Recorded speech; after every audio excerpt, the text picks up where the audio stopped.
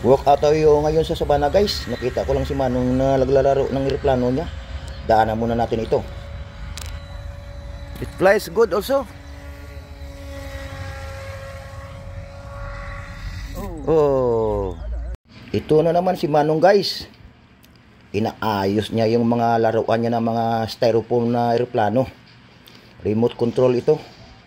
Hindi lang makalipad ng malayuan dahil maliit ang battery. Mahilig daw siya sa electronics eh.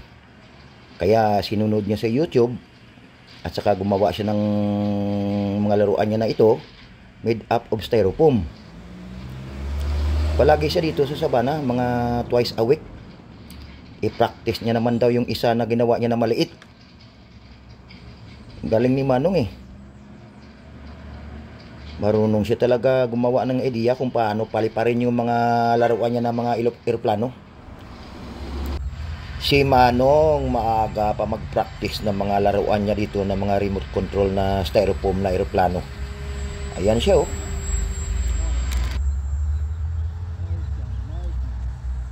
Nice gliding ah. Mahilig talaga siya sa mga electronics. Kaso lang hindi makalipad ng mataas dahil yung battery maliliit. Sinunod niya daw ito sa YouTube. Dito siya palagi sa Sabana every week. Ito na naman si Manong guys. Nagpa-practice na naman siya ng mga styrofoam niya ng mga eroplano. Remote control. Kaso lang hindi makalipad ng malayo dahil maliit ang battery. Ayan o, mahilig kasi siya sa electronic oh.